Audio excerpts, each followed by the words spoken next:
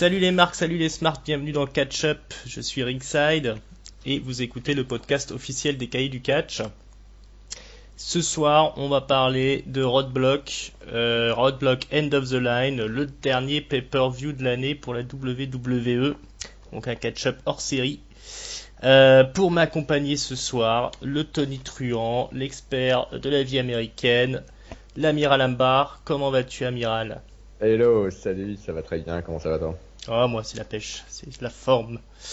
C'est Noël, c'est les sapins, la neige, tout ça.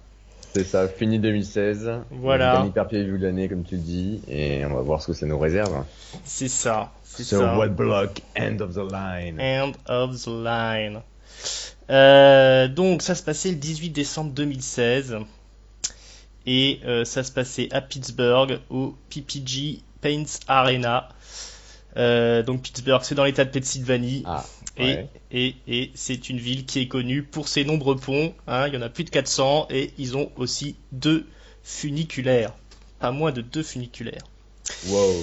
Impressionnant, n'est-ce pas? Je comprends pourquoi, avec une ville qui est connue seulement pour avoir beaucoup de ponts et de funiculaires, pourquoi c'est un public quand même un peu pourri, quoi, là. C'est ça, c'est ça. Il paraît qu'ils ont eu assez de mal d'ailleurs à vendre des places pour Roadblock.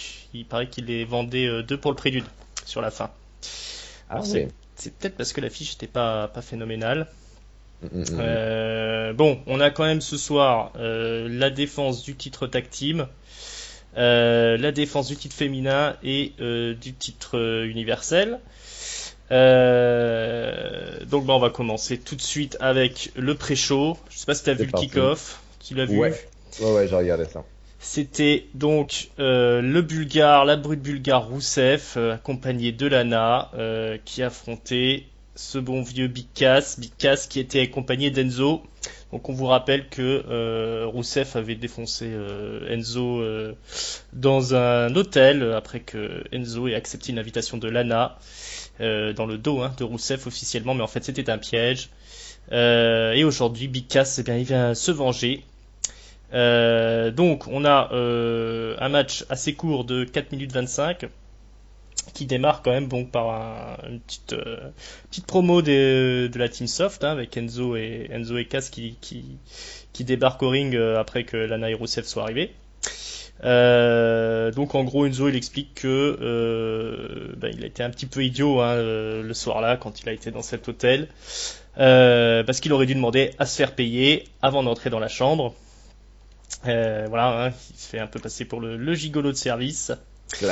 Classe, la classe totale. Voilà, donc bon, le match, comme je vous l'ai dit, 4 minutes 25, donc c'est assez rapide.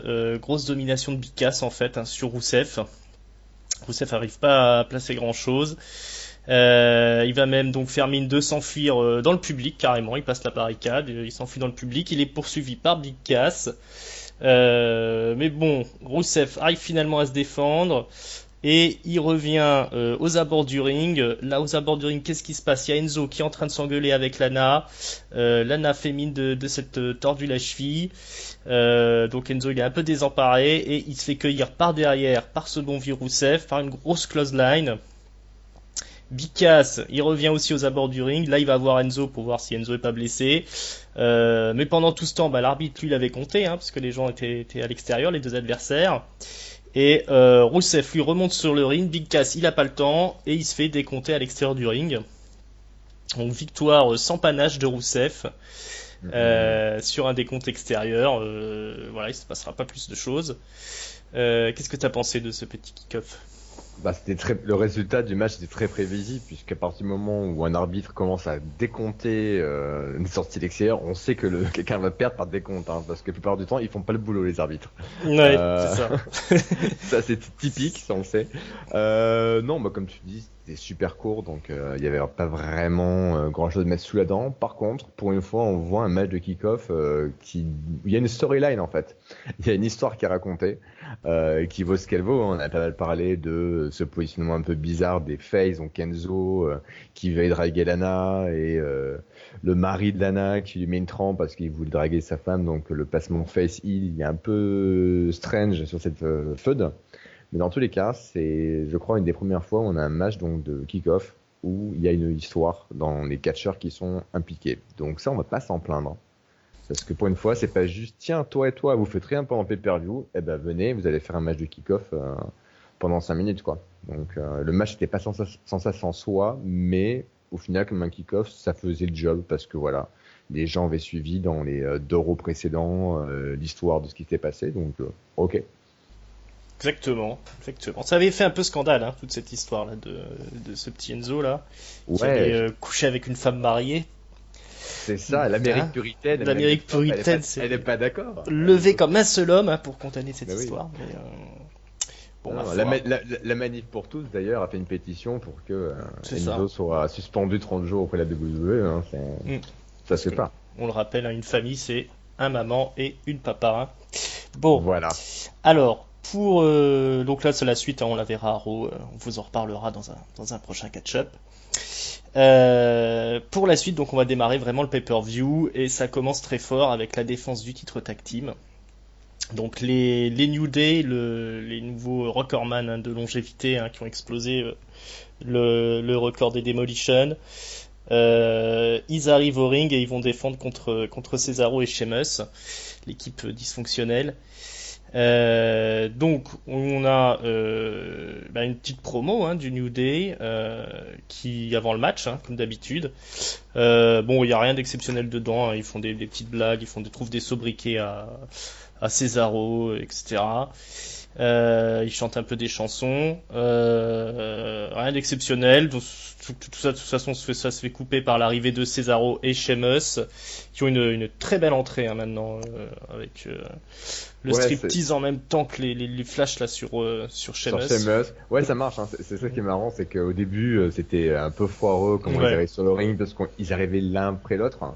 Donc toujours qu'on a une tag team avec 2 méga stars et qui gardent leur musique d'intro, qu'il n'y a pas de cohésion, c'est un peu chiant. Ce qui était le cas au début. Puis après, ils commençaient à se chamailler, à se couper l'un l'autre. Ça, c'était assez fun d'ailleurs. Et là, maintenant, ils en viennent presque à joindre les deux sur un moment. Et avec le plan travelling qui tourne autour des deux en même temps, c'est plutôt pas mal. Le résultat a de la gueule. Effectivement, bien travaillé tout ça. Ouais, tout en gardant le côté dysfonctionnel, comme tu dis. Ouais. Alors bon, je vais pas vous faire tous les matchs, mais celui-là je vais vous le raconter parce que c'était quand même plein comme un œuf. Il s'est placé plein de choses dedans. On démarre avec Cesaro contre Kofi Kingston. Donc ça commence tout de suite très fort avec Cesaro qui attaque avec un dropkick et qui tente direct le tomber. Tomber de 2 évidemment. Enchaînement, 2 manchettes à l'européenne. Il y en a une qui est contrée. Il y a une tentative de crossbody par Kofi. Mais c'est contré par Cesaro. Ensuite, on a un duel de planchettes japonaises assez spectaculaire où chacun réussit à retomber sur ses pieds à chaque fois. Finalement, interférence de Sheamus qui va prendre le relais. Il fait des suplexes sur Kofi. On enchaîne, alors un enchaînement de Finlay, de Sheamus et un enchaînement tout de suite derrière de Cesaro qui fait un stomp sur le pauvre Kofi. Ensuite, on lui fait manger le coup d'épaule à la volée de Sheamus là par-dessus la troisième corde. Kofi est complètement isolé hein, en début de match. Il se fait massacrer. Il se fait massacrer. C'est impressionnant. Face à Cesaro, Sheamus qui sont très intelligents dans le match. Sheamus va même assommer Big E qui est en attente donc à l'extérieur du ring, hein, qui est pas le mec officiel. Si bien que quand Kofi va tenter à plusieurs fois hein, de profiter des ouvertures pour faire le tag, il trouvera jamais personne pour faire le changement. Ouais, sachant qu'effectivement c'est Biggie et Kofi qui défendent le titre ce soir. C'est et, ça, donc effectivement. Xavier Woods qui est sur le bord du ring comme souvent avec le trombone avec Francesca 2. Ça. La configuration classique, on va dire. Ouais. Bon, Kofi finira quand même par déborder Sheamus et Biggie donc va pouvoir rentrer dans la partie. Il va directement effectuer son spear suicidaire sur Sheamus. Il va ensuite le ramener dans le ring pour enchaîner avec un violent splash. Il tente le tomber, c'est un compte de 2. Sheamus reprend le contrôle grâce à un coup de guillotine à l'extérieur du ring. Il se fait ensuite contrer sur un Brogue Kick qui est transformé en powerbomb par Biggie. Compte de 2. Sheamus s'échappe ensuite du Big Ending. Il fait le tag et là donc Cesaro et Sheamus portent le White Noise modifié là où le geste est accompagné par un saut de Cesaro. Cesaro va ensuite tenter sa combinaison swing sharpshooter. Mais Kofi intervient. Sheamus veut l'aider, mais c'est le cafouillage. Il frappe par erreur Cesaro. Donc le New Day se débarrasse de l'Irlandais. Biggie projette Cesaro en l'air, qui est cueilli par un coup de pied de Xavier Woods, qui vient interférer dans le match pendant que l'arbitre a le dos tourné. On enchaîne sur un big ending. Donc là, on croit que c'est la fin. Mais Cesaro se dégage. Donc là, ils vont placer à nouveau Cesaro pour leur finish. Donc le big ending, mais accompagné du saut de Kofi. Je sais pas si c'est un nom, ça. Je crois pas, non. Je crois pas. Mais Cesaro se dégage encore. Il arrive à éjecter Biggie du ring. Là, il porte un. Enfin, c'est pas qu'il se dégage, c'est qu'il arrive à se dégager de Biggie, et il va porter un Hurricane Rana sur Kofi qui est sur le coin du ring, sur la troisième corde. Donc ensuite, enchaînement de swing sharpshooter sur Kofi, pendant que Sheamus assomme Biggie avec un brogue kick à l'extérieur du ring. Là, Kofi abandonne, mais c'est dans le dos de l'arbitre puisque Xavier Woods est venu interférer. Cesaro contre ensuite un petit paquet en neutralizer. Alors ça, c'est de l'exceptionnel, hein. C'est-à-dire qu'il arrive à relever Kofi et, ouais. Et à le placer. On le dit souvent, hein, il est souvent vendu Cesaro comme étant le catcheur le plus fort, le plus puissant musculairement et physiquement du roster, et c'est vrai qu'il y a des fois des démonstrations comme ça de force assez impressionnantes compte tenu de son gabarit. Bon, après Kofi, c'est sûr, c'est pas le plus lourd, hein, c'est pas un Big Show ou même un Cena qu'il a levé, mais quand même. On se dit c'est un bel exploit, quoi. Le mec, il est par terre, il est surtout en train d'essayer de te coucher, faire le tomber, puis tu le relèves et le places en neutralizer. C'était assez exceptionnel, hein. Ouais. Donc là, Biggie casse le tombé. Cesaro arrive à envoyer Biggie à l'extérieur quand même. Sheamus prend le relais. Il y a Xavier Woods qui vient sauver Kofi d'un brogue kick, parce qu'il pousse Kofi, c'est lui qui se mange le brogue kick. Là, bon, du coup, Woods est KO. Kofi porte un SOS sur Sheamus, mais c'est avec un compte de 2. Sheamus arrive à se sortir. Et Cesaro esquive alors un tag de Sheamus, c'est-à-dire que Sheamus vient, il veut lui taper dans la main, Cesaro retire sa main, mais Cesaro rentre quand même dans le ring, il se fait cueillir par un Trouble in Paradise de Kofi Kingston, mais au final c'est quand même Sheamus toujours l'homme légal, et du coup il se jette sur Kofi Kingston qui est complètement perdu, et il est en train d'essayer de faire le tomber sur Cesaro. Il le plaque au sol fermement pour le compte de 3. Et c'est donc la victoire de Sheamus et Cesaro. Donc match de haute volée, 10 minutes 10. Donc après il y a une petite séquence de fin où le New Day félicite Cesaro, ils se prennent dans les bras, comme ça ils sont contents. Sheamus lui participe à la fête, il s'empare des ceintures, et puis c'est parti pour le concours de popularité entre Sheamus et Cesaro, où chacun lève les bras et les foules les acclament. Cesaro lui va se réfugier dans le public, il va fêter avec le public. Voilà, donc moi je trouvais que c'était un très très gros match. Qu'est-ce que t'as pensé de tout ça? Bon. Ouais, alors juste deux petites précisions avant de dire ce que j'en ai pensé rapidement. Sur la fin du match, donc effectivement quand Cesaro esquive, entre guillemets, refuse le tag à Sheamus, c'est bien parce qu'il a vu qu'il y a Kofi Kingston qui arrivait et qu'il a pris une décision stratégique en fait, qui était ok, en fait non, je vais pas prendre le tag, Sheamus va rester l'homme légal, moi je vais avancer pour me prendre Kofi en pleine poire en gros, et comme ça voilà. Donc c'était vraiment une tactique en fait, hein, quand il a esquivé le tag. Oui. C'était pas un refus de tag genre non je veux pas rentrer dans le ring, c'était vraiment une stratégie qui a payé, donc qui était assez originale. Le match en lui-même, le match il s'est déroulé comme tu l'as dit, il y a eu des très bons trucs en 10 minutes, elles ont été bien chargées. Le New Day a déployé toute la stratégie, Woods a essayé à divertir l'arbitre. Il a frappé quelqu'un, bref, il a intervenu, ils ont fait leur petite technique de triche à 3 classique, mais le match était vraiment très très bon. Et donc à la fin, effectivement, quand Cesaro et Sheamus gagnent, Sheamus participe à la fête et chope les 2 ceintures, et il porte les 2 ceintures lui-même, quoi. Il les garde les 2, même si je crois que Cesaro en récupère une à la fin, mais voilà. Et donc il tease encore toujours le côté, il y aura toujours une dualité dans cette tag team entre le tempérament de Cesaro qui va être plutôt face, qui va être à embrasser les New Day pour les féliciter d'avoir été champion pendant aussi longtemps, alors que Sheamus est toujours dans un côté un peu plus égoïste, pas vraiment heel, mais dans une tendance comme ça, à faire sa tête de cochon, à mépriser les gens, etc. Donc intéressant. Petite Petit bémol quand même sur le fait de faire perdre les New Day juste après que le record ait été battu. Parce qu'ils ont battu le record, comme tu l'as dit, de longest tag team dans la WWE. Ils l'ont battu quand lundi dernier, il me semble. Ouais, c'est ça. Donc 6 jours avant le pay-per-view. Donc la première défense de match qu'ils ont juste après avoir brisé le record, avoir battu le record, ils perdent.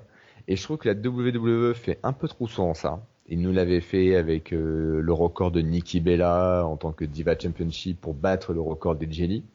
Et le pay-per-view juste après ça, elle a perdu. Il l'avait fait aussi avec je ne sais plus qui une autre fois. Bref, c'est un peu trop systématique. À chaque fois, il y a un gros record qui est battu de longévité de règne. Et la défense qui suit le nouveau record, eh bien forcément, les gens perdent. Donc ça devient un peu trop prévisible. Moi, j'aurais peut-être fait garder encore les ceintures là sur ce pay-per-view là et les faire perdre après pour qu'on se pose vraiment la question, est-ce qu'un jour ils vont les perdre, est-ce que c'est maintenant? Parce que là, c'était presque trop attendu en fait. Mais ça reste un côté cool parce qu'il fallait qu'il n'ait plus la ceinture rapidement. Mais voilà. Ouais, c'est pas faux. C'est pas faux. C'est vrai que c'est une histoire qui se répète, hein. On détruit le record et puis juste après, on perd. Bah, C'est ça, ouais. on a causé on a coché la case, check, Voilà. c'est bon, donc maintenant on peut passer à autre chose. Et je comprends parce qu'il y a plusieurs choses. Je pense que le New Day, on arrivait quasiment à la fin. Ils avaient hâte de renouveler un peu la dynamique des ceintures par équipe sur Raw. Après, il y a un calendrier à tenir. Il y a le Rumble le mois prochain. Il y a Mania dans pas si longtemps que ça, dans 3 mois. Donc, faut faire avancer une nouvelle storyline. Il faut installer une nouvelle chose. Mais quelque part, pour brouiller un peu plus ces cartes, pour que ce soit un peu plus prévisible pour les gens qui suivent le catch, je pense que ça aurait été sympa. Ouais. Ça manque un peu de surprise tout ça. Mais Ouais. bon voilà, maintenant on a Cesaro et Sheamus qui sont champions. C'était aussi le moment de pas te le faire tant qu'il est chaud parce qu'ils sont hyper populaires. D'ailleurs c'est le seul match où le public a réagi, où il était à fond dedans. Oui, le reste de sa soirée ils sont endormis. Hein. C'est le premier, on part sur un good feeling parce que même si les New Day sont face globalement, Sheamus et Cesaro le sont aussi quelque part, comme tu dis, ils sont super hot en ce moment. Donc les gens étaient contents de le voir et de voir un changement de ceinture en plus. Donc forcément c'est un good moment, hein, c'est un moment sympa. Et puis c'est pas mal, c'est aussi là apprécier, dire à WWE, ok, vous avez réussi à prendre ces deux gars qui sont capables dans le ring pour différentes raisons, qui étaient un peu dans le fond du trou avant la draft. Et d'en faire quelque chose avec les Seven Series, le Best of Seven Series qu'ils ont fait pendant des semaines, d'être en tag team, ok, ça les rend intéressants aux yeux du public. Vous avez réussi à recréer une histoire avec eux, donc parfois on est toujours à critiquer quand la WWE et les scénaristes se plantent. Voilà, là, pour une fois, là, pour le coup, ils ont plutôt bien mené leur barque. Je trouve. Faut voir combien de temps ça va durer après, une fois qu'ils sont champions. J'espère qu'on va leur envoyer rapidement Gallows, Anderson et qu'on aura une feud bien sympa entre les quatre. Ouais. Parce que je pense qu'il y a moyen de faire un truc bien, quoi. Les quatre dans le ring, ça peut donner bien. Le club Gallows, Anderson ont été super mal bookés depuis la séparation des rosters parce qu'ils ont été en opposition principalement avec le New Day ou avec Soft, donc Enzo et Cass, qui sont plutôt les deux des équipes comiques. Et le club Gallows, Anderson, ils sont pas là pour rigoler. Ils sont pas là pour faire des blagues, ils sont là pour fracasser des gueules. Et je pense qu'une storyline, une rivalité assez violente, assez agressive entre le club et Sheamus et Cesaro, ça peut vraiment bien marcher, quoi. Ouais. Ça, c'est urgent qu'on ait des bonnes grosses rivalités dans la division tag team, parce qu'avec les New Day, c'était quand même pas folichon. Hein.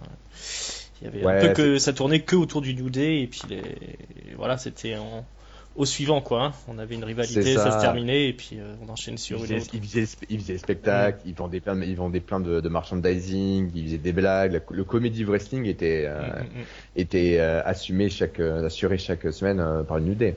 Donc là, c'est bien de repasser sur un truc un peu plus sur la compétition et aussi des gens qui veulent la ceinture ardemment et qui sont prêts à des matchs un peu intenses. Ouais. Si ça donne des matchs comme on a eu ce soir, ça risque d'être vraiment très cool. Allez, la suite. C'est Sami Zayn, donc qui de haute lutte a réussi à décrocher donc son match face à Braun Strowman après des négociations sans fin avec Mick Foley. Il a le droit à un match, mais il a le droit à 10 minutes. Faut qu'il tienne 10 minutes contre Braun Strowman. Et s'il tient 10 minutes, il a gagné. Alors, Il pourra dire qu'il aura survécu contre Braun Strowman, voilà. donc un autre catcheur pour 10 minutes. Ça va être une belle étoile à son palmarès. Ouais. Alors, bon, ben, le match démarre. Sami Zayn se fait défoncer. Et au bout de 5 minutes, il se passe plus rien. Strowman, il a laminé Zayn, mais il essaye pas trop de faire le tomber. Et à un moment donné, il tente d'en faire un, mais il relève tout de suite Zayn. Donc là, il y a Mick Foley qui finit par débarquer avec une serviette blanche, hein, comme si on était un match de boxe. Exactement, c'est-à-dire que dans quel univers, dans quel show la WWE vous avez jamais vu un mec débarquer à un moment donné avec une serviette blanche achetée en disant ok, le match est terminé et l'arbitre faisant signe comme quoi ok, ça veut dire que c'est le code, le match est terminé. J'ai jamais vu ça. Écoutez, qu'est-ce que c'est que ce sport de barbare où les gens se tapent dessus jusqu'à ce qu'il y en ait un qui soit dans les pommes, c'est n'importe quoi. Donc voilà, donc Foley, il y a Braun Strowman qui débarque, enfin qui va le voir, qui lui dit vas-y jette la serviette blanche parce que sinon le sang de Sami Zayn sera sur tes mains. Sami Zayn se réveille quand même, il vient voir Foley, il lui dit non, tu jettes pas la serviette, j'ai encore envie de me battre. Il prend la serviette des mains, difficilement, hein, il s'y prend 2 fois et il la jette dans le public. Donc là, Strowman, il va tenter d'en finir avec Zayn, mais tout ça se passe à l'extérieur du ring. Hein, donc ce Zayn esquive une attaque de Strowman qui se mange le poteau. Après Braun Strowman, il va essayer encore de recommencer, mais cette fois Zayn l'esquive aussi et cette fois il se mange la barrière d'insécurité et il détruit la Timekeeper Arena. Et ensuite, une fois dans le ring, il va encore essayer de défoncer Zayn, mais Zayn esquive encore une fois et là Braun Strowman se mange le poteau. Et ensuite un Hell of a Kick. Et puis là c'est la fin des 10 minutes, hein, donc du coup Sami Zayn il a gagné. Voilà, donc écoute, qu'est-ce qu'on peut dire de ce drôle de match et de cette drôle d'histoire là? Alors, ce qu'on peut dire, oui, c'est que Strowman reste toujours en match individuel invaincu dans une stipulation classique, hein, puisque là, vous l'aurez bien compris, Zayn a gagné, mais parce qu'il a survécu, entre guillemets, 10 minutes dans le ring, mais il n'a pas fait le tomber ou fait abandonner Strowman, donc Strowman reste toujours invaincu en individuel. C'était un peu le problème d'ailleurs quand ils ont commencé à feuder tous les deux, Zayn et Strowman, parce qu'on se disait, ok, si Zayn perd la feud, le match contre la rivalité contre Strowman, il aura l'air faible et Zayn il a plutôt besoin de victoire par rapport à actuellement où il en est dans la carte et par rapport à son booking. Strowman c'est pareil, son invincibilité, on sait que Vince McMahon il a de grands projets pour Braun Strowman parce que c'est un gros gars, donc comme aime bien Vince, c'est un gros bonhomme. Donc on se dit ok, Strowman il va aller loin à un moment donné dans la carte, son invincibilité elle va rester, donc on voit pas Zayn gagner contre Strowman de façon classique.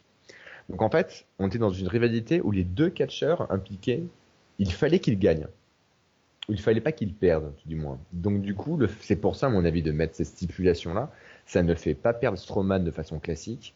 Zayn a une sorte de semi-victoire. Donc c'est peut-être le choix qui endommage entre guillemets le moins les deux superstars. Donc voilà pour le choix de la stipulation du déroul. Ouais, ce serait la logique derrière tout ça quoi. Moi c'est ce que je vois, hein, parce qu'après le match en lui-même n'était pas super intéressant. Il y avait c'était très clair quoi. Strowman est un monstre, donc il prend Zayn, il envoie la troupe du ring, Zayn le frappe, Strowman il bronche à peine, il lui met un coup, voilà. Zayn fait des séquences où pendant 30 secondes il jump dans tous les sens partout pour mettre des coups, et Strowman il met un coup de poing et ça fait le même effet. Donc du coup on se dit ok, c'est peut-être qu'ils sont bookés l'un comme l'autre pour l'instant, il y avait aucun suspense dans le match, on savait très bien comment ça allait se passer, ça s'est passé exactement comme ça. C'était cousu de fil blanc, comme on dit. C'est ça. La seule chose qu'on n'avait pas prévue, c'était l'arrivée de Foley avec cette serviette blanche. D'ailleurs, petite pensée pour la personne du public qui a récupéré la serviette blanche. Je crois que cette personne a un item qui n'a pas de prix parce que ça doit être la seule serviette blanche d'un match de catch de l'histoire du catch. Je crois. Donc c'est unique. C'est un objet unique de catch. Donc elle peut le revendre très cher sur eBay. Mais sinon, à part ce segment-là, le match était cousu de fil blanc, comme tu dis, et voilà. On n'a pas souvent ce type de stipulation, mais en même Non. temps, on voit pourquoi, parce que c'est un peu nul Bah en ouais. fait. Je me souviens d'un truc, mais c'était il y a très très longtemps. C'était Dustin Rhodes, avant qu'il soit Goldust, Oui. qui affrontait le Million Dollar Man, c'est pour vous dire. Et sinon, un truc de serviette blanche, je crois qu'il y avait Samoa Joe contre AJ Styles à la TNA, genre il y a une dizaine d'années peut-être, mais c'est tout quoi. Ça avait donné quelque chose de bien meilleur, si vous avez l'occasion de voir ça, Samoa Joe contre AJ Styles à la TNA, c'était quelque chose d'assez phénoménal. Ah bah c'était la bonne époque de la TNA. C'est Où ça. il y avait, Samuel Joe, AJ Styles, Bobby Roode, Austin Harris. Attendez, en fait, ils sont tous à la WWE maintenant.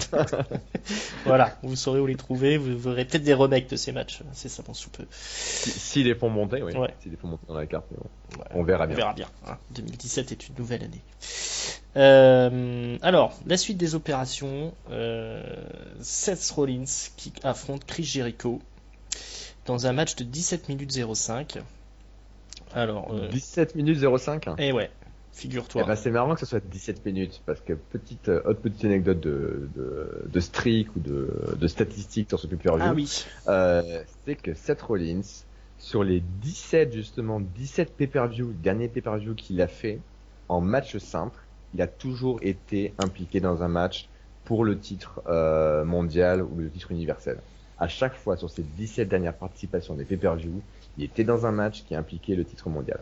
Et là, c'est donc le moment où ça s'arrête, puisqu'il n'y avait pas de titre en jeu entre Rollins et Jericho ce soir.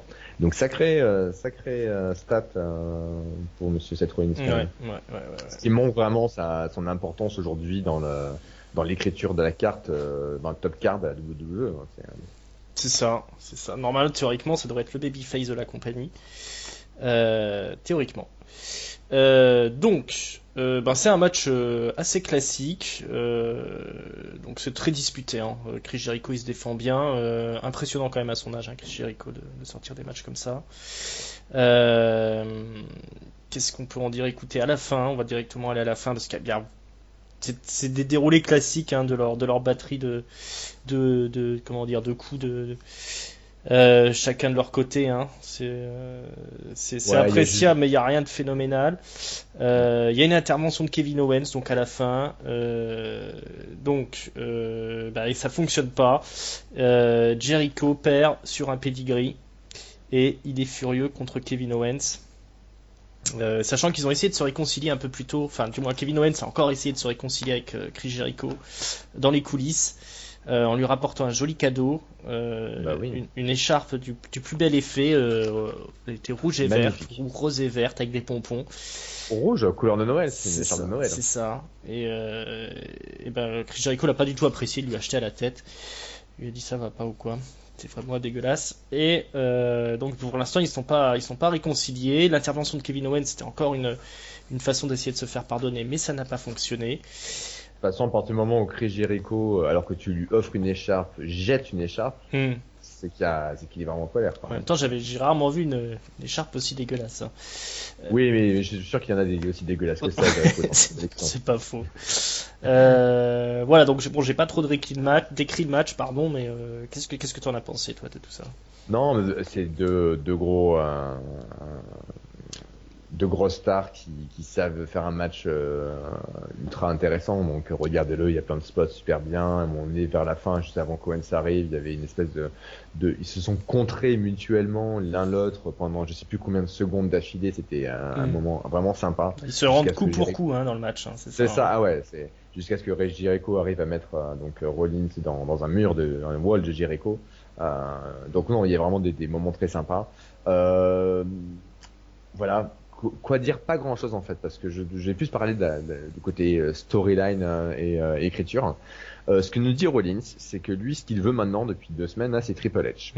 Ok, il veut Triple H, toujours par rapport au fait que Triple H lui a planté un couteau dans le dos, entre guillemets, pour le titre universel, puisqu'il a mis un pedigree à Rollins pour donner ensuite le titre à Owens. Donc, ok, la storyline et le match Triple H, Seth Rollins, on l'aura certainement en Mania. Soyons clairs. Et donc là, Rollins dit je veux Triple H, c'est mon objectif, et Triple H ne passe que par 2 choses. Kevin Owens et titre universel. Et donc, si je veux battre Kevin Owens alors que j'irai pas, c'est qu'il y a toujours Jericho qui l'aide, donc il faut que je batte Jericho. Ok, sauf que ça marche pas en fait. Je veux dire, en quelle mesure gagner un match là aujourd'hui contre Chris Jericho à Roadblock Under the Line va faire que de toute façon ils sont brouillés, ils sont plus potes Jericho et Owens, donc en fait il a même plus besoin, tu vois, c'est limite à ce moment-là on se dit le match il a lieu parce qu'il a été booké, mais il y a plus vraiment de raison. Jericho il peut avoir envie de se venger parce que Rollins lui a mis un pedigree sur le toit d'une bagnole il y a 2 semaines, mais pour Rollins il n'a plus aucun intérêt de battre Jericho, donc du coup la storyline est un peu à ce niveau-là un peu bancale, je trouve. Bah, je pense que tout ce qui tourne autour de cette Rollins c'est bancal en fait, hein. Son face turn c'était interminable, là sa vendetta contre Chris Jericho elle veut rien dire.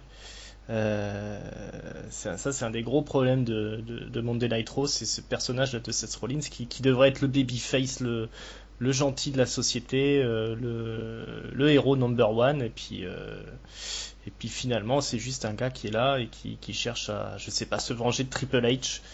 Mais Triple H il est pas là, on n'a pas vu sa gueule depuis 6 mois, il reviendra après le Super Bowl je pense.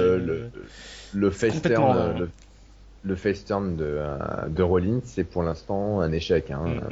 Tout comme le face turn de Reigns, hein. Ouais. Il a jamais marché le face turn de Reigns. Le public il a toujours pas réalisé qu'il était face, quoi. Ouais.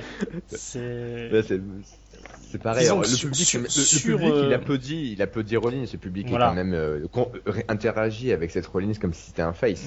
Mais c'est vrai que pour l'instant, ses motivations et ce qu'il fait, il n'a pas trouvé encore ses marques. Du coup, il n'y a pas d'implication dans ces matchs. Du coup, par exemple sur ce match-là, c'était un bon match, mais il y avait clairement pas d'enjeu. C'était assez prévisible et puis. Du coup, c'était un coup d'épée dans l'eau, quoi.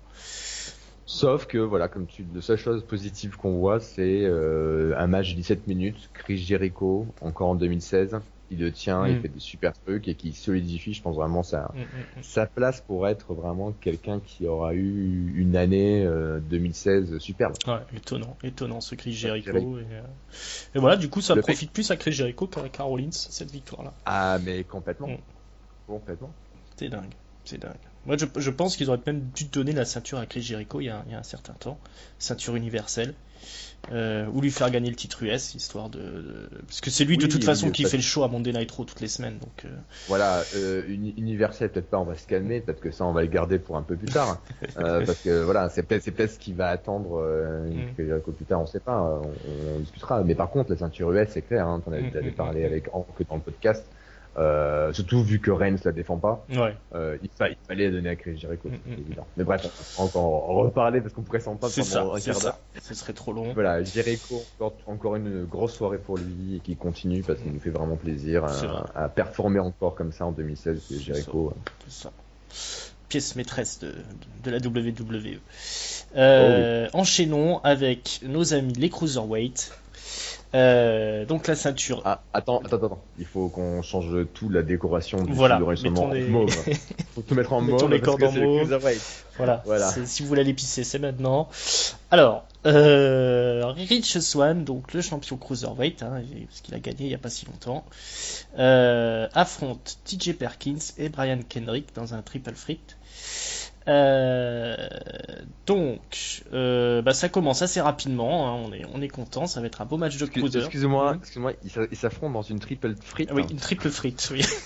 D'accord. Il y a des triples potatoes et il y a des triples frites. Alors, c'est au choix. Donc c'est un triple fret. Voilà, un triple fret pour nos auditeurs.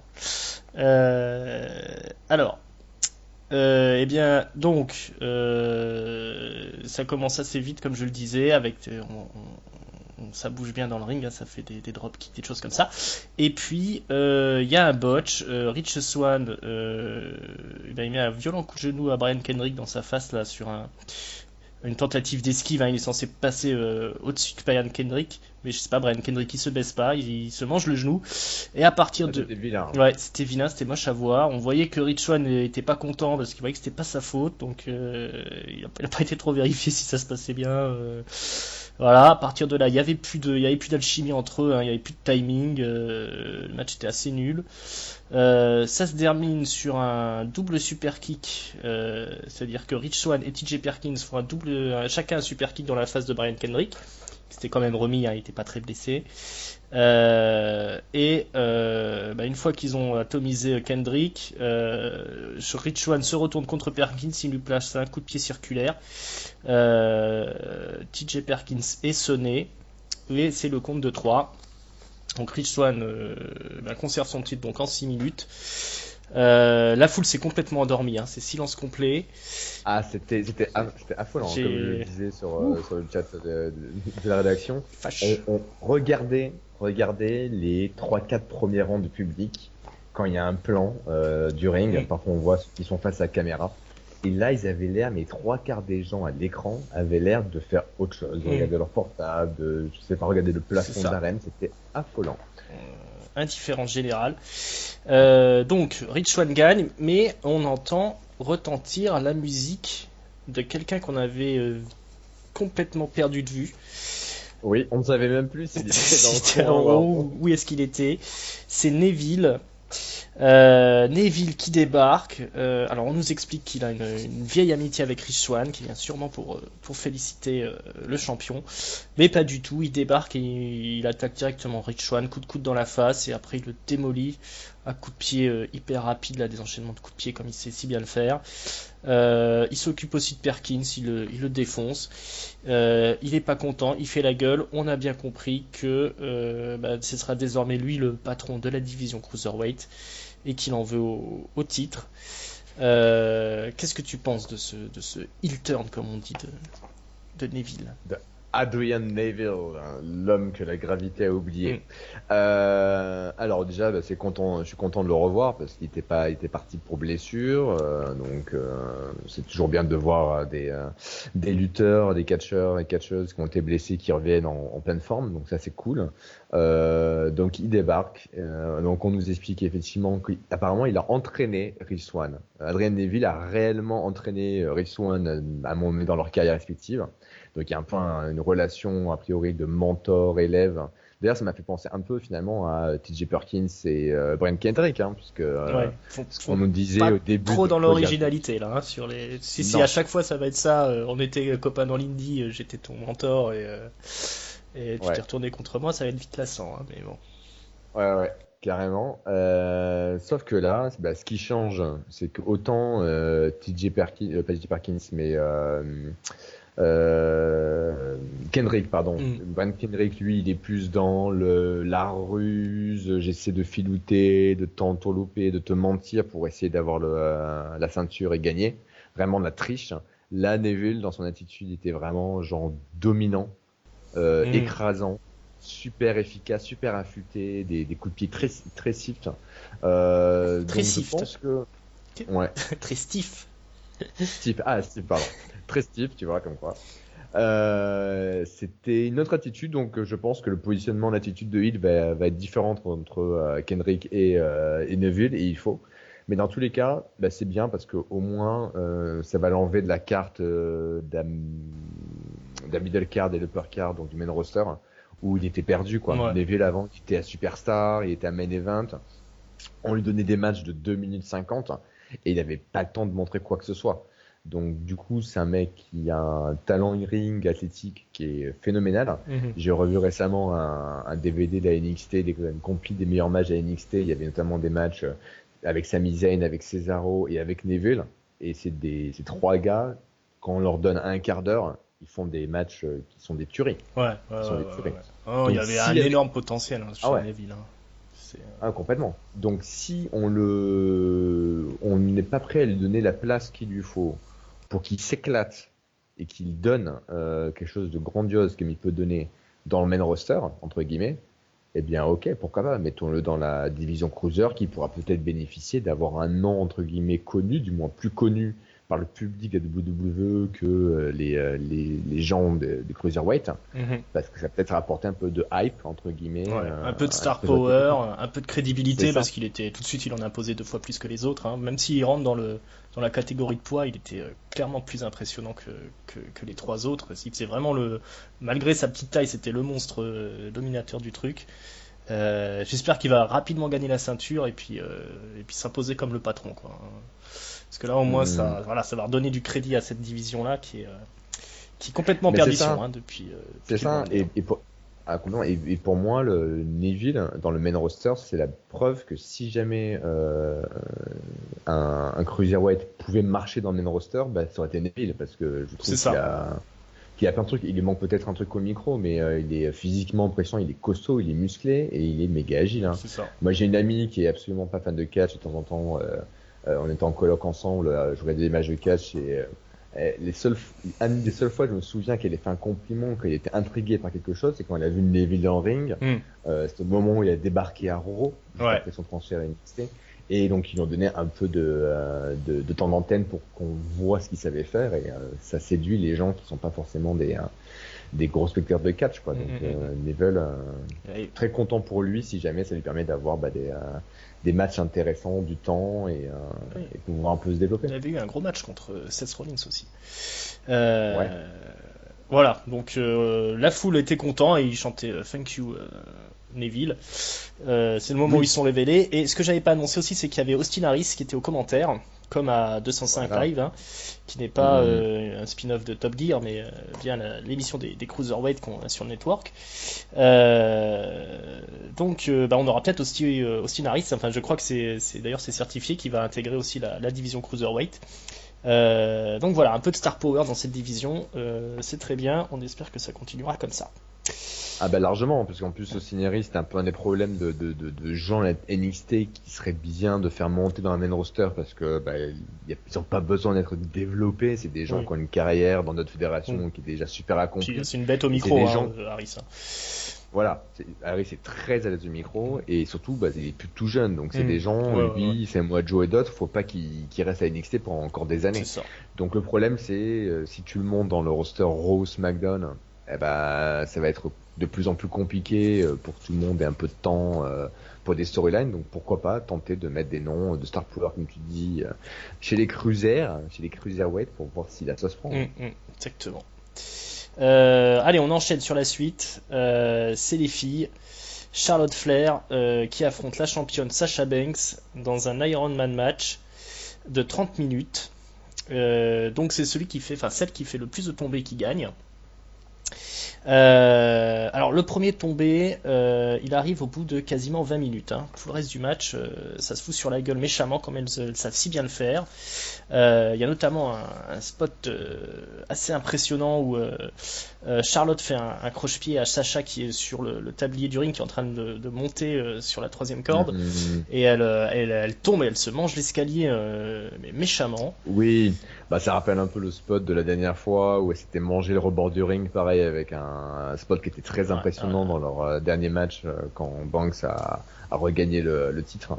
Donc elle commence, je pense, à bien maîtriser la prise de je donne l'impression à tout le monde de me ramasser quelque chose en plein milieu de la gueule, et à chaque fois on a peur pour elle et ça marche bien.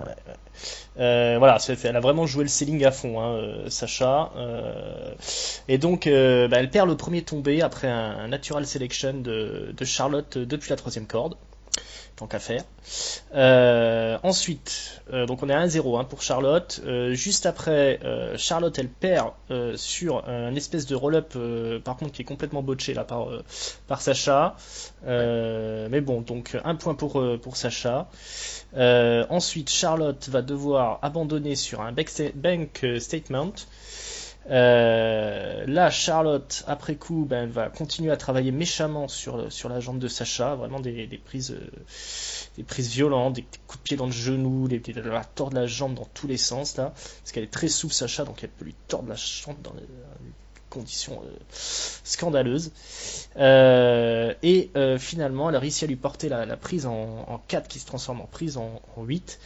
Ça dure au moins 2 ou 3 minutes. Ouais, 2 minutes. 2 minutes. Sacha, elle résiste tant qu'elle peut, mais elle finit par abandonner à quasiment 3 secondes de la fin. Une fois que Charlotte a fait le ponté là, sur sa prise en 8. Donc du coup, on se retrouve à 2 partout. Les 30 minutes sont finies, sont épuisées. Donc l'arbitre décide de continuer le match sous forme de mort subite. Et juste avant qu'il ressonne la cloche, Charlotte va placer un méchant kick encore une fois dans le genou de Sacha qui peut plus marcher, hein, elle clopine. Et donc elle va continuer à lui travailler le genou jusqu'à la replacer dans la prise en 4. Sacha sera obligé d'abandonner à nouveau. Et c'est une prise en 8, ouais. Prise en 8, ouais. La figure 8. Et donc victoire de Charlotte, toujours invaincue en pay-per-view, à nouveau championne. Qu'est-ce que tu as pensé de ce championnat, mon bon amiral? Je dirais même plus que ça, superbe rivalité entre Sasha Banks et Charlotte Flair qui, a priori, superbe finale en fait. Ce match-là est annoncé comme étant le match final. Il n'y a pas de clause de rematch dans le contrat entre guillemets qui gère ce match-là, ce qui veut dire que qui que ce soit gagne ne devrait plus défendre le titre contre ce même adversaire-là pour au moins la fois suivante. Donc on se doute très bien que qui que ce soit qui gagne, elles se reverront dans un ring extrêmement pour un titre. Mais en tout cas, c'est ce qui devrait clore cette première rivalité dans le main roster entre Banks et Charlotte. Et c'était super. C'était très très bon. Un match qui a duré 35 minutes quasiment, puisqu'il y a eu les 30 minutes initiales, puis presque 5 minutes de temps supplémentaire. Mm-hmm. Les deux, elles livrent des matchs de toute façon depuis quelques pay-per-view qui sont vraiment très bons techniquement et dans le selling et dans le jeu de l'une de l'autre. Je trouve bien qu'ils soient arrivés à cette égalité de deux, puisque du coup aucune des deux ne paraît faible. Ouais. Les deux sont de force quasiment équivalentes. Et c'est ça qui est bien, c'est qu'on en fait gagner une et on va clore la rivalité. Il faut pas qu'il y en ait une qui en ressorte de là affaiblie, parce que la gagnante va forcément ressortir de là très forte. Donc il faut que la perdante sorte aussi comme étant très forte également. Donc c'était le bon choix de les faire un égalité à 2-2. Et après voilà, Charlotte qui gagne, moi je trouve que c'est mérité, parce que Charlotte elle survole vraiment la division depuis tout 2016, impressionnant. Elle a fait beaucoup plus de progrès, je trouve, au micro que Sasha Banks. Ouais. Donc au final, je trouve que Charlotte a plus de mérite sur la globalité de la rivalité, donc c'est bien à faire gagner. Surtout que ça, il y a une image forte, quoi. À la fin, donc la figure 8, il y a Sasha Banks qui a le nez et la bouche qui saignent un peu. Ouais, c'est vrai qu'elle s'est explosé le nez donc sur la fin. C'est très graphique, forcément, à force de se jeter la tête sur les escaliers et autres, il faut bien que ça arrive. C'est ça. Donc elle a du sang sur la bouche et la face, alors qu'elle est prise dans la prise en 8 donc de Charlotte. Elle résiste pendant un temps fou avant d'abandonner. L'image est belle, quoi. On voit la face qui est blessée, qui en peut plus, qui est obligée d'abandonner face à la heel qui retrouve sa ceinture. C'est génial. Et puis ça permet aussi de faire continuer, comme tu disais, la streak en pay-per-view de Charlotte, qui, mine de rien, elle a fait 14 matchs en individuel en pay-per-view depuis son arrivée au main roster, 14 matchs. Elle a 14 victoires en pay-per-view, en match simple. Impressionnant. Et à tout sauf un, c'était avec un titre en jeu, quoi. Ouais. Et puis c'est logique qu'il continue à capitaliser sur elle, parce que c'est quand même la meilleure au micro, comme tu disais. Sacha, effectivement, elle est impressionnante dans le ring, mais c'est toujours très léger. Et puis s'ils veulent continuer à construire même c'est construit maintenant, la division féminine, mais s'ils veulent continuer à en faire des main events à Monday Night Raw, il faut continuer avec Charlotte, parce que c'est elle qui va faire les segments les plus impressionnants. Complètement. Niveau capacité en ring, je pense qu'elles sont assez équivalentes. C'est compliqué de les départager parce qu'elles sont dans la même catégorie, c'est clair. Au micro, Charlotte, elle explose Sasha Banks, et en plus, Charlotte, elle a Ric Flair. Elle a le nom qui va avec, elle a l'implication avec le père, c'est du Star Power, c'est de la storyline. Donc forcément, c'est ça qu'il faut. Et puis quand on regarde le reste de la division féminine actuellement en Raw, pour mettre ensuite dans une rivalité crédible, notamment avec Mania qui est dans 3 mois, l'une des deux, bah il y a qu'une possibilité. Il y a que Bayley actuellement dans le roster actif qui peut être en rivalité intéressante envers l'une des deux. Et comme on le sait, la WWE met pas des faces contre des faces, bah forcément si Bayley reste face, forcément que ce soit contre une heel, donc Charlotte. Voilà. Donc c'était le meilleur choix dans tous les considérations possibles. C'est ça. Je trouve. C'est ça, exactement. Et donc encore un grand match des filles, décidément. Ouais. Voilà, ça c'était un des grands moments du show, même si évidemment le public dormait complètement, mais ça c'est pas, il y avait rien à faire avec ce public de toute façon. Allez, on va passer au main event. Donc le champion de l'univers, Kevin Owens, qui affronte Roman Reigns, l'imbattable Roman Reigns, le champion US. Ah oui, c'est vrai. Mais oui, souvenez-vous, c'est ça le truc qu'il a dans le dos là, qui se trimballe. C'est pas un sac, c'est pas un sac banane, c'est la ceinture US. Il la met comme moi quand je vais à la piscine, je mets ma serviette sur l'épaule. C'est ça. C'est la même chose. C'est ça. Pour dire le respect qu'il a pour les États-Unis d'Amérique. C'est pour ça qu'il se fait huer. Il comprend pas. Ouais, mais voilà. Oui, il faut la tenir un peu mieux que ça. Mais donc voilà, comme d'habitude, hué à son arrivée, Roman Reigns hué pendant tout le match. Alors avant le match encore, on avait eu un petit segment au cours du show où Kevin Owens était devant une porte fermée. Il discutait avec normalement Chris Jericho, qui était derrière la porte. Oui, c'est la loge de Jericho. La loge de Jericho, voilà. Mais il parle tout seul, il n'y a personne qui lui répond, donc il ne sait pas encore s'il est encore une fois copain avec Chris Jericho, s'ils sont réconciliés ou pas. Apparemment, ça fonctionne toujours pas. Il demande à Jericho de l'excuser, de lui pardonner. Voilà. Il dit même à Jericho que Jericho peut mettre son nom à lui, Kevin Owens, sur la liste parce qu'il n'a pas été un bon ami. C'est ça. Tu peux me mettre en haut de la liste si tu veux, si ça te fait plaisir. Je suis prêt à ça pour qu'on reçoit pote. Okay. Et puis à la fin, il pas de réponse. Voilà, la porte reste close, on n'entendra pas Chris Jericho. Et il dit ça blesse mes sentiments, mec. Ça les blesse vraiment très fort. Et il s'en va. Et à ce moment-là, on a de la peine. Moi, j'ai eu de la peine pour Kevin Owens, son petit cœur brisé. C'est difficilement supportable. Donc, le match dure 24 minutes 50. Donc, c'est toujours très violent, ces affrontements Kevin Owens Roman Reigns. Donc ça se rend coup pour coup. Voilà, on a encore des gros spots avec notamment une espèce de saut où il fait une descente de la cuisse après un salto là, Kevin Owens. Il y a aussi une séquence assez longue de headlock. Et puis à la fin ça sent Headlock Master, voilà, toujours dans le trash talk, Kevin Owens. Il a pas arrêté, il était en feu. Il était en feu. Moi j'adore quand il fait ça, donc il avait laissé un peu de côté pendant un petit moment, j'ai l'impression, il repasse avec les supérieurs et c'est assez agréable. Ça c'est sympa. D'ailleurs, à un moment donné, justement, je crois que c'est pendant qu'il a le chinlock sur Reigns, et Owens qui dit assez fort à tel point qu'on l'entend assez clairement. Ouais, si t'es un gros dur comme tu dis, Reigns, pourquoi t'as pas mis ton titre en jeu ce soir? Ouais, c'est vrai. C'est vrai qu'il lui dit ça. Oui, parce que t'as pas les balls de le faire.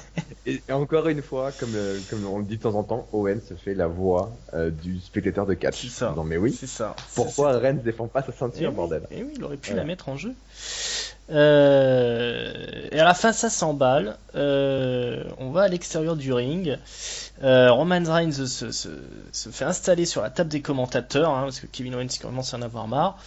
Et là, avant ça, en plus, Owens lui met 2 super kicks dans la poire à Reigns. Voilà. De toute façon, il peut lui mettre ce qu'il veut. C'est toujours un tombé de 2, parce que Roman Reigns, il se relève de tout. Donc, sur la table des commentateurs, Kevin Owens monte sur la barricade et c'est parti pour un frog splash. Mais la table ne casse pas. Donc Kevin Owens il se démonte pas, il retourne sur la barricade et il refait une deuxième frog splash. Cette fois la table se brise. On ramène Roman Reigns dans le ring et on lui place une 3e frog splash. Donc là on se dit que c'est bon, mais c'est pas bon. Roman Reigns il survit quand même.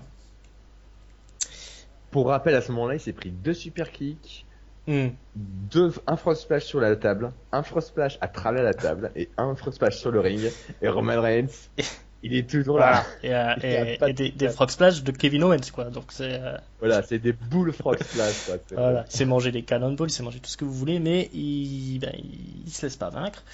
Cette never die attitude, c'est ça, comme dirait Cole. Il est increvable, le mec. Donc, qu'est-ce qui se passe? Évidemment, Chris Jericho débarque. Voilà, alors il monte sur le ring, il hésite, qu'est-ce qu'il fait? Quelques secondes d'hésitation, et là il porte un code breaker, mais pas sur Roman Reigns, sur Kevin Owens, et sous les yeux de l'arbitre. Donc l'arbitre, qu'est-ce qu'il fait? Il disqualifie Roman Reigns. Et voilà, et du coup victoire de Kevin Owens. Donc Kevin Owens, il est quand même sonné, parce qu'il s'est mangé un code breaker. Lui, il est pas en acier trempé comme Roman Reigns, donc ça lui fait mal. Ah non, c'est clair. Il avait la même gueule à ce moment-là que lorsque Triple H était arrivé et avait fait un pedigree sur Seth Rollins, il avait donné la ceinture. Il avait le même look d'étonnement sur la gueule. Attends, tu m'as mis un code breaker et j'ai gagné, mais c'est pour ça que tu l'as fait ou pas. Bref, il joue bien, le mec. Et donc finalement, ils se finissent par se prendre dans les bras l'un de l'autre. Visiblement, ils sont réconciliés. C'est un peu la réconciliation à la dure. Oui, parce que les vrais amis, on se fâche pas avec des vrais amis, je veux dire. On peut s'embrouiller, mais on se réconcilie. Combien de fois on s'est engueulés tous les deux et puis on s'est toujours réconcilié après. C'est ça, voilà. Et là, le show à ce moment-là serait terminé là, ça aurait été super. On aurait fini avec une bonne note positive, une bonne moralité. Amis pour la vie, l'amitié c'est plus important que voilà. Mais non, car qui débarque? Seth Rollins, le babyface. Qui vient et qui attaque la team Jericho. Roman Reigns lui se relève parce que ça va mieux, et il défonce Chris Jericho. Kevin Owens s'enfuit lentement, et là c'est le retour des vieilles habitudes du Shield. La powerbomb, la super powerbomb à travers la table des commentateurs. Jericho détruit. On va ensuite chercher Kevin Owens, on le rattrape avant qu'il réussisse à s'enfuir. On l'amène sur la table des commentateurs américains, celle qui est près de la Gorilla Position. Et là, on fait passer Kevin Owens une nouvelle fois à travers une super powerbomb à travers la table. Il va s'écraser en contrebas près des spectateurs. Et on termine sur cette image des deux tiers du Shield, de la Roman Reigns et Seth Rollins, qui cherchent les acclamations du public mais qui ne reçoivent que des huées. Une drôle de fin pour ce pay-per-view. Une fin complètement naze. Voilà, de babyface qui agissent comme des psychopathes. Voilà, tout à fait l'effet inverse de ce qui était escompté, je pense. Voilà, donc ton avis, je pense qu'on a bien compris, ça t'a pas vraiment plu alors, tout ça. Non, après le match était bien, comme tu l'as dit, assez violent, même si je suis, comme certains de notre rédaction, salut Hank, notamment, et toi aussi, assez énervé par le booking de Roman Reigns. Je ne déteste pas Roman Reigns en tant que lutteur, en tant que catcheur et performeur. Je trouve que voilà, quand il a des matchs avec des adversaires qui savent gérer un match, et Roman Reigns donne des bons résultats, quoi. Enfin, il fonctionne bien, il est un peu trop répétitif, je trouve, dans ses prises, notamment dans cette espèce de claque de baffe qu'il met. Ça m'a vraiment sauté aux yeux. J'ai l'impression qu'il la met tous les 3 coups, c'est une claque dans la gueule. Ouais. Donc, un peu limité encore dans son moveset et dans son capacité au micro, mais c'est surtout la façon dont il est booké qui m'exaspère. Donc, mais le match en lui-même, ça allait, c'était nickel. Mais oui, effectivement, la fin. Dans quel univers, là encore, je pense que c'est le même mec qui a écrit l'histoire de la serviette blanche du match de Zayn et de Braun Strowman qui s'est dit, tiens, oui, pour faire que les deux babyface, donc Roman Reigns et Seth Rollins, soient acclamés par le public et que tout le monde rentre content chez lui après le show, ce qu'on va faire, c'est qu'on va les faire démolir un après l'autre méthodiquement. Les mecs, donc Jericho et Kevin Owens, qui sont peut-être, malgré tout, surtout Jericho, peut-être plus appréciés que Roman Reigns, ça c'est sûr. Les deux sont plus appréciés par le public que Roman Reigns, et peut-être même Jericho plus apprécié que Seth Rollins. C'est ça. Donc, au final, c'est complètement improductif. Ça fait deux mecs qui sont deux faces pas vraiment dans la popularité du public qui démolissent notamment un mec qui est super over, Jericho. Donc ça ne peut pas marcher. Ouais. On sait que ils aiment bien, la WWE rebondit souvent hein, sur quand ils ont fait une erreur, mais alors là sur Roman Reigns il persévère. Sur Rollins, il continue à faire n'importe quoi et là ça se paye indirectement sur ce pay-per-view là. On est complètement à côté de l'effet recherché. Voilà, quand j'ai vu la fin, je me suis dit ils ont intérêt à sauver ça au montage quand ils vont remontrer les images à Monday Night Raw parce que vu comme ça, c'est un heel turn de Rollins et Reigns qui redeviennent, je sais pas, le Shield là et qui décident de casser la gueule à tout le monde dans les shows, mais comme ça c'est pas du tout des actions de babyface. Et puis le public était clairement contre ce qui était présenté. Oui, mais ça marche pas parce qu'en plus ils ont aussi tellement dépeindre une amitié entre Owens et Jericho. C'est pas un partenariat, c'est une amitié.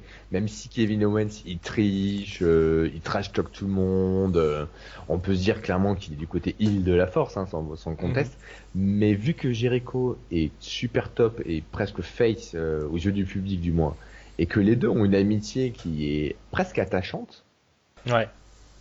Eh ben, tu mets face à ça deux faces qui sont franchement bancales, qui commencent à péter un plomb parce qu'il y a eu une triche lors d'un match et à défoncer des gars en faisant passer par des tables qui rappellent le Shield, qui ont été surtout connus pour être des gros heels qui démontaient tout le monde sans aucune raison, ou alors pour le compte de l'autorité. Bah non, forcément que ça peut pas marcher. Ouais. Tu peux battre Chris Jericho, mais tu peux pas le torturer. Sinon les gens ils sont pas contents. Il a un peu le statut que Ric Flair avait à une époque où, d'accord, c'était le pire enfoiré de tous, hein, le pire traite, mais c'était le mec le plus populaire du truc. Et si tu l'enlevais, ça fonctionne pas. Et si tu l'humilies, bah ça marche pas non plus. Les gens se retournent contre toi. Ouais. T'as raison, parce qu'il est super drôle, Jericho. Il est super drôle, il est super divertissant, donc forcément les gens l'aiment bien. Les gens l'aiment bien, même s'il aide Kevin Owens à tricher, bah, les gens aiment bien Kevin Jericho, et donc par extension ils aiment bien aussi Kevin Owens, ou du moins l'association qu'il a avec Jericho. Donc là c'était complètement foiré, et d'ailleurs c'est pour ça que je me dis, ok, dans quelle mesure ils auraient pas mieux foulé de mettre le match des filles en main event. Encore une fois, ouais. Ça, on l'annonce le dernier de la rivalité Banks contre Charlotte. Bon bah ok, c'est le main event. Ça coûtait rien, en plus le pay-per-view il a pas de renommée, c'était même le pay-per-view de trop, hein, j'ai envie de dire, de l'année. Mais c'est sûr que ça aurait eu plus de gueule. Seth Rollins, donc effectivement 17 pay-per-view, 17 championnats. Mais je crois que ça restera quand même comme le babyface qui a laissé sa place aux filles en fait, hein, dans le main event. Ça c'est pas, voilà, c'est pas banal. Ça traduit bien quelque chose. C'est un homme moderne, il est pour l'égalité homme-femme. C'est un féministe, c'est pour ça. Mais il a raison. Non, mais de toute façon, elles l'ont prise, parce que au niveau des capacités du ring, elles ont démontré des choses qui méritaient d'être en main event. Et surtout, le niveau de l'écriture, qu'il y avait derrière et la façon d'incarner, ce qui a été proposé était intéressant et moins d'aller-retour que la top card masculine. Où on a plus l'impression que les bookers et Vince sont un peu emmerdés. Ils ont ces 4 stars qui sont identifiés, donc Rollins, Reigns, Jericho, Kevin Owens, mais ils savent pas trop quoi bien en faire, puisqu'il a fallu réagir avec Balor qui s'était blessé. Hop, on fait ça comme ça. Ok, on sait dans le viseur que à WrestleMania 33 on aura Seth Rollins contre Triple H, Roman Reigns. J'ai aucune idée d'où il sera à WrestleMania 33. Jericho, Kevin Owens, peut-être qu'ils ont, si à un moment donné l'amitié doit exploser vraiment en rivalité, il faut que ce soit à WrestleMania parce que ça peut être un super chouette moment. Voilà, mais je pense qu'actuellement ils savent pas trop bien quoi en faire depuis un mois et demi de ces 4-là, et ils les interchangent, ils disaient c'est des trucs. Voilà. Bon. Ce sera un peu le problème de cette année là qui vient de s'écouler. On va passer au mot de la fin. Ton top, ton flop, ta note, dis-nous tout. Eh bien, le top, ça aurait été la conclusion, le finish de cette rivalité entre Sasha Banks et Charlotte Flair. Bravo mesdames et chapeau. Ceux qu'ils ont aidé à écrire les promos, les matchs, et mettre ça. Enfin, c'est vraiment super. On aimerait voir ça plus souvent et quand ça arrive, il faut le souligner. Donc vraiment, ça reste un top de ce pay-per-view, et peut-être même un top de plus large que ça sur l'année qui vient de s'écouler. Le flop, on a dit le finish du pay-per-view, qui dommage, qui aurait pu finir de façon plus intéressante. Voilà, moi je ne suis pas pour. Et puis la note, du coup, un 3,5 parce que c'est pas. Il y avait des trucs qui étaient pas mal indépendamment, le tag team match, le Women's Championship match, tout ça c'était très bien. Le match finish aussi était honnête, même si la façon de conclure le show était pas terrible, donc un petit 3,5. Ouais. Ok. Alors moi de mon côté, ce que je mettrais en flop, c'est Sami Zayn contre Braun Strowman. Ça j'ai trouvé que c'est nul de bout en bout, même toute la rivalité depuis le début, je trouve que c'est assez incohérent. J'ai vraiment pas accroché, et puis c'était vraiment mal goupillé pour ce pay-per-view. Mon top, moi je vais mettre le championnat tag team. J'ai vraiment adoré le match. J'ai adoré la conclusion, j'ai adoré la performance de Cesaro. Sheamus était très solide, le New Day était parfait, le booking du match était excellent. Et puis pour la note, je vais mettre un 3. J'en ai un peu plus sévère que toi, mais voilà, c'était un petit peu le pay-per-view de trop, mais bon, ça reste quand même regardable. Il y a eu des grands moments quand même avec les filles, et puis ce championnat tag team là. Et puis les matchs, il y avait pas de purge, hormis Zen Strowman, mais c'était une tentative de faire quelque chose peut-être d'un peu original, mais pour le coup c'était mal foutu. Ouais, mais c'est ça. Il y avait des matchs sympas, et il restera la perte donc du record tag team du New Day et le finish entre Charlotte et Sasha. Donc c'est peut-être pour ça qu'on se rappellera de ce roadblock end of the line dans quelques années, mais sinon pas pour le reste. Un petit point historique dans tout ça. Voilà. Alors. C'est l'heure de l'autopromotion. Je vous rappelle qu'on peut nous écouter sur iTunes, sur PodCloud, sur la chaîne YouTube des Cahiers du Catch. Venez nous rejoindre d'ailleurs sur les Cahiers du Catch, si vous savez écrire en français et puis argumenter. Vous pouvez nous retrouver, à passer sur le forum, donner vos avis. Et puis pensez à vous abonner. On a aussi une page Facebook, les Cahiers du Catch CDC. Voilà, dans la semaine, vous retrouverez catch-up spécial Monday Night Raw et le catch-up du supplément spécial SmackDown. Écoute, mon bon amiral, merci d'être venu, merci d'avoir participé. De rien, avec grand plaisir. Merci à toi et merci à tous de suivre nos aventures et analyses. Voilà, merci au public, merci aux auditeurs. On espère que ça vous a plu. Et puis, on se retrouve très bientôt. Voilà, bye bye, ciao ciao. Ciao.